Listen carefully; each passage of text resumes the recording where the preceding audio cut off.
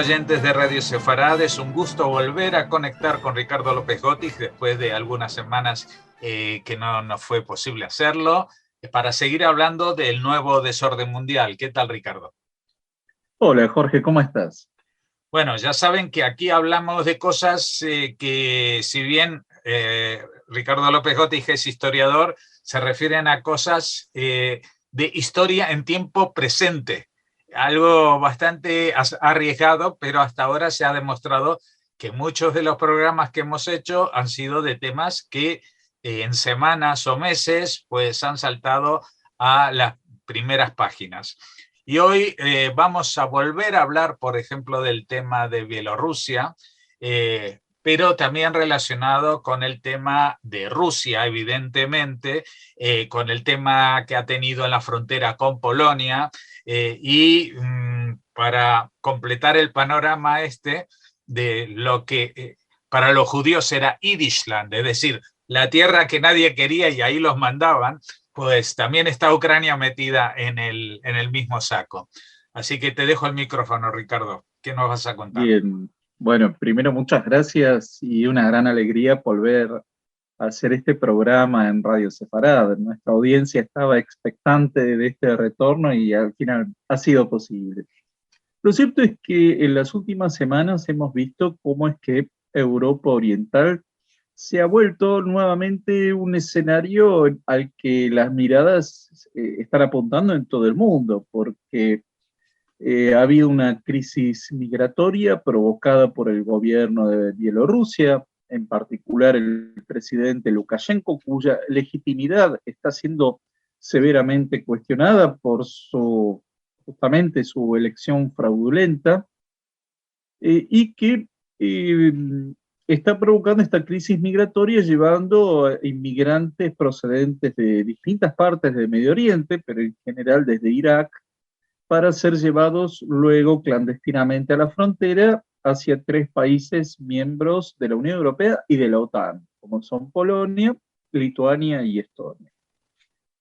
Esto claramente no puede ser solo una movida de Lukashenko, tiene un respaldo por parte del gobierno de Rusia, del presidente Vladimir Putin, quien claramente está manejando una serie de puntos conflictivos a lo largo de la frontera que antiguamente era parte de la Unión Soviética.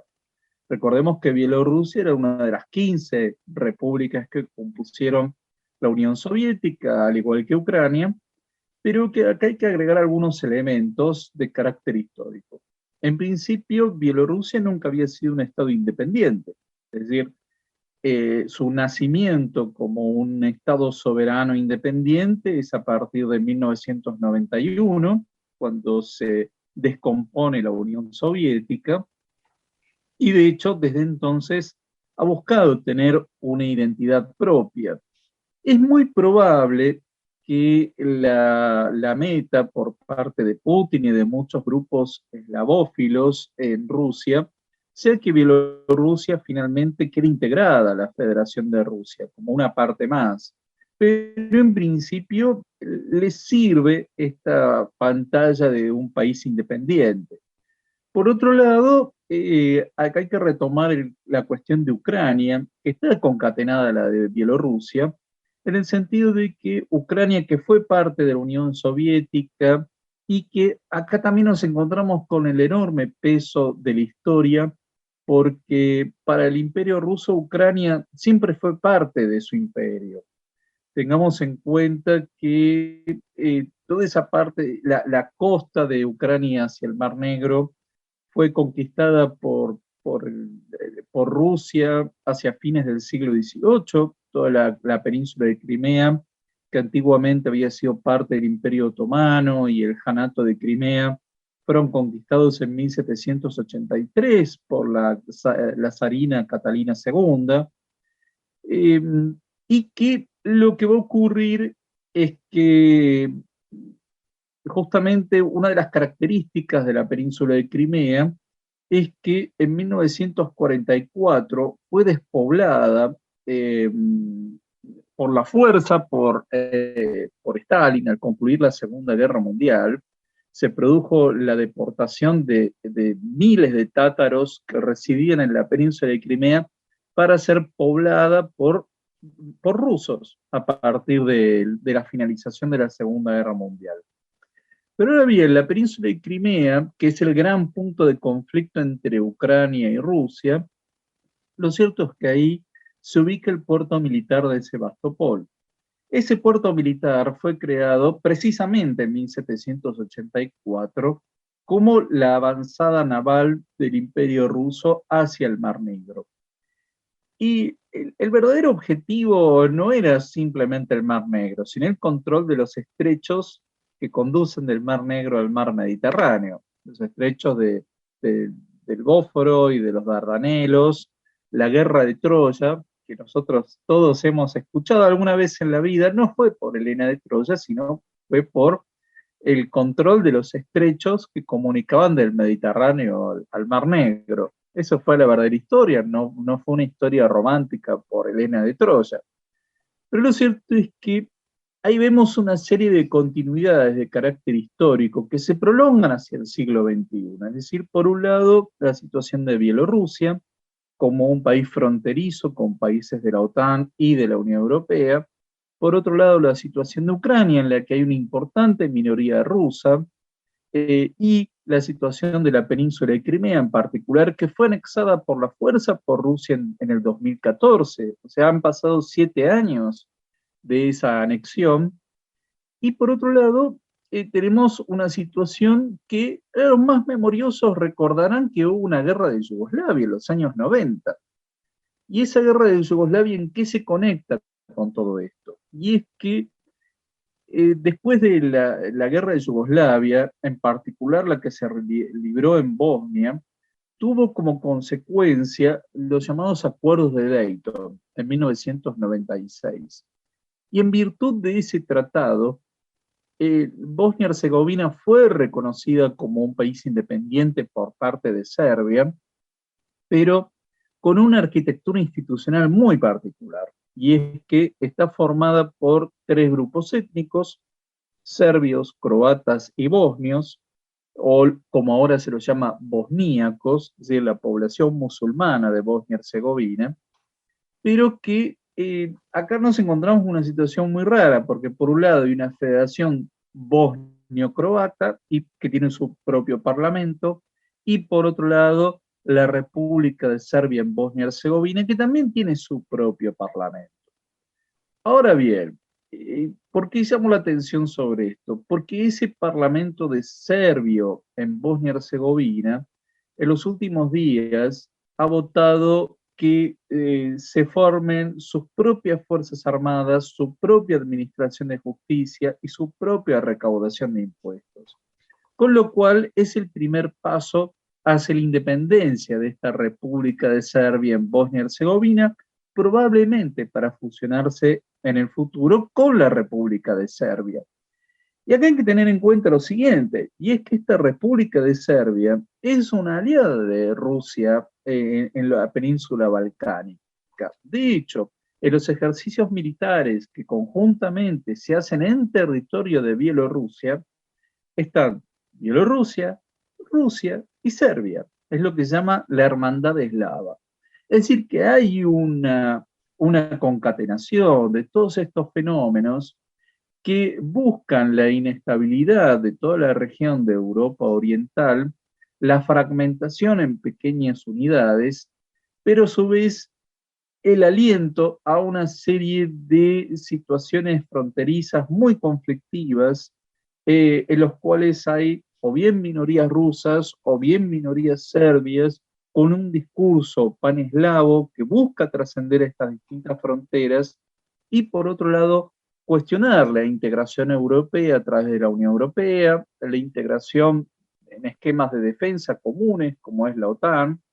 y sobre todo un fuerte cuestionamiento a los estados de derecho, las democracias liberales, a todos los sistemas que se basan en el disenso y el pluralismo, con lo cual nos encontramos con un fenómeno de este nuevo desorden mundial. La Unión Soviética como tal desapareció, pero nos encontramos con que persisten esas líneas geopolíticas y simbólicas del eslavismo que durante tanto tiempo sostuvo el Imperio Ruso y que ha sido retomado desde la presidencia de Vladimir Putin en adelante. Con lo cual acá vemos cómo es que el peso de la historia continúa, más allá de que uno crea que en el siglo XXI hay discusiones que han sido completamente superadas. Sí, porque ahora lo que explicaba sobre el eslavismo nos trae recuerdos muy parecidos de lo que fue el pangermanismo durante las horas previas a la Segunda Guerra Mundial, es decir, la ambición del espacio vital para los ciudadanos de habla germana dispersos en los Urales, etcétera, etcétera. Ahora es con los que son de origen eslavo, o me imagino que cualquiera que escriba en cirílico, porque yo he tenido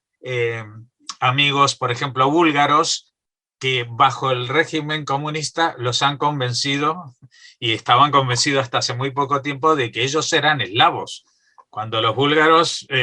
y los tracios especialmente están más emparentados con los griegos y con el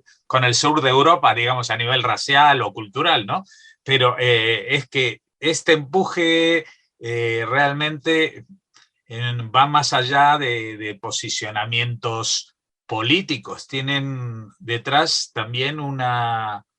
postura ideológica, ¿no? que va impulsándose y se va naturalizando en esa parte del mundo, que a nosotros nos parece que no, que los rusos ahora son como cualquier otro país del mundo, pero en realidad sus ambiciones no son iguales que los países de Europa Occidental, por ejemplo. Exacto, no se considera a sí mismo históricamente como un país igual que los otros y sostienen que tienen una singularidad de carácter cultural y político que los diferencia de Europa, en el sentido de que el eslavismo siempre hizo énfasis en que para ellos no era la democracia y el constitucionalismo, a diferencia de Europa Occidental, que es una influencia occidental, por lo tanto extranjera y foránea, ¿no? Estos discursos que recurrentemente escuchamos. Entonces no hay un límite al poder, hay una fuerte imbricación entre la política y la religión, de ahí este carácter supuestamente específico y singular de lo eslavo que lo confronta con el resto de la cultura occidental y europea. Y en ese sentido, ahí vemos cómo es que está todo este cuestionamiento a muchas leyes e ideas que, bueno, que han ido nutriendo el Estado de Derecho y la democracia en Occidente y que en particular la Unión Europea promueve, ¿no? Entonces, desde ese punto de vista, claramente hay un proyecto ideológico de largo alcance y que busca una situación de aliento de la xenofobia, de la discriminación y de regímenes autoritarios aparentemente democráticos. Pues nada, tendremos que estar mirando las cabeceras de los periódicos para ver qué hablan de Europa Oriental, pues ya saben que este programa se adelanta a veces en el tiempo, es una historia un poco enrevesada que a veces nos permite dar saltos y violar la ley del pasado y el futuro. Muchas gracias, Ricardo López Gotti, y hasta la próxima. Muchas gracias y como siempre un enorme saludo a la audiencia de Radio Sefarad.